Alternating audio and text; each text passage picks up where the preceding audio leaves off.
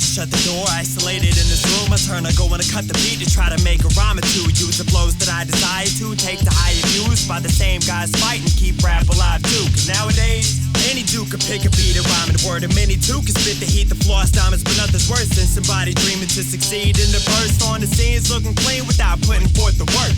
I speak what's on this mind, and you people quick to hate, but if you listen close to rhymes, just second guess what you say, because the people I see hate stand moves they about to make with all the praise they say to gain, and then they never catch a break, so I brush them all away. I see the anchor in the rhyme shedding. What up, YouTube? This your boy Down Low back with another requested reply, and this one is to Spazz, iLLSICK Volume 1. And I got to say, man, from your last album to this one, you really haven't progressed that much. And you know what? That's really just how this game works, man. It's like an RPG game, role-playing game, if you ever played one. See, the better you get in those games, the less level ups you actually get. Pretty much the farther along, the more experience points you're going to need in order to get better. And that's true on so many different levels. See, you still have the same problems from the last album on this one. First one is you still aren't polished with your lyrics and your flow. You've gotten a little better, but yet you are far from where you need to be. You're definitely headed down the right direction, but you're starting to understand why I say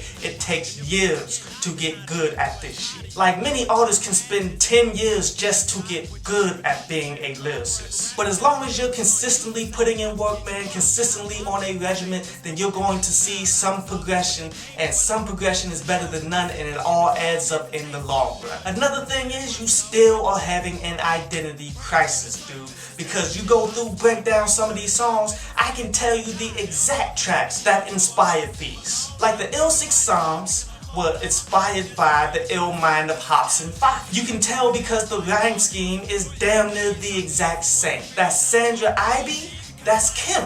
All the way, you can tell, man, because the DNA in the tracks don't lie. Like, whenever a rapper brings something new, different, unique to the game, man, there's a certain DNA to it that cannot be fucking faked. And then you look at some of the production on this project, man. Your production on this one was better than the last, to keep it 100. But even the production is still along the same lines as something that Eminem would use, man, in which that's something you can easily avoid. You just gotta find you a dope producer, man, that makes different music, that you can actually have a chemistry with. That is definitely a huge step to creating your own sound, man, having your own unique style beats. And from there, your creativity should take the fuck over. Now, there's one area where I see the most progression in you from the last project to this one, and it's your consistency, man, because pretty much this entire mixtape can ride. My personal favorites was that high school shooting, breaking through the surface, and that Helter Skelter. But I can honestly see people enjoying the full project if they like any of those tracks. Overall, you were headed in the right direction with everything except for creating your own style, man.